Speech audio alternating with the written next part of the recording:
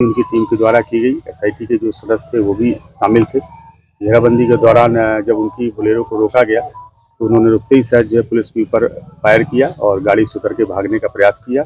इस शो के प्रायोजक है मां भवानी डेकोर प्राइवेट लिमिटेड, मतलब a complete floor solution, new 0 mile Dadar road, Muzaffarpur.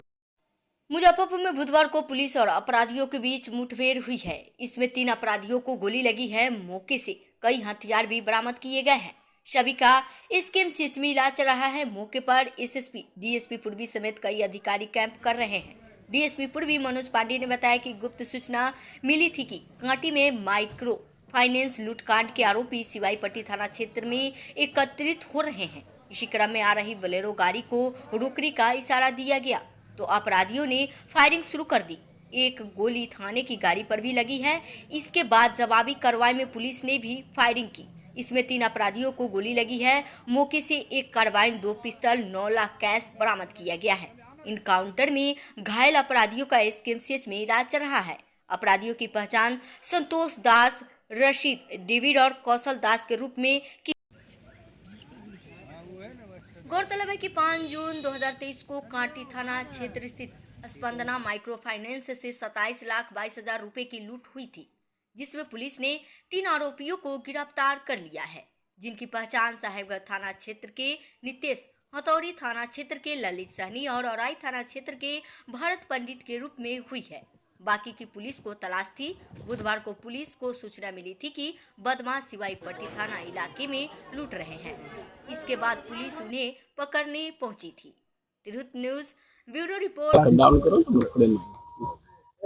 Kanti थाना अंतर्गत कुछ दिनों पूर्व में स्पंदन माइक्रो फाइनेंस में एक लूट की घटना घटित हुई थी 5 जून को।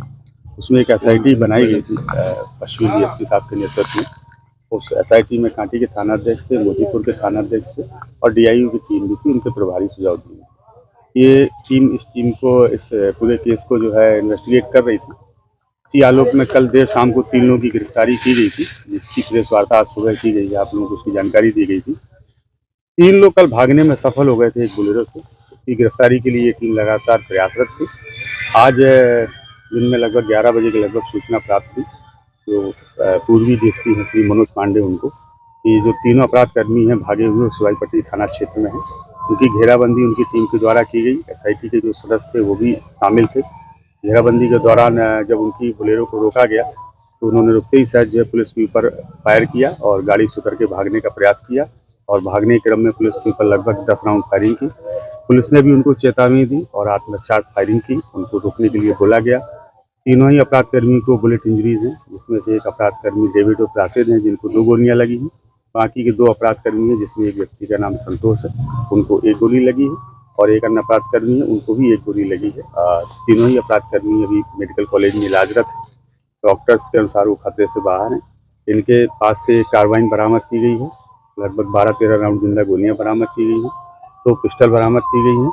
लूट की राशि में से लगभग 9.5 लाख रुपए बरामद किए गए हैं और माइक्रो फाइनेंस का एक लैपटॉप भी था जिनके द्वारा लूटा गया था, उस लैपटॉप को भी बरामद किया गया है।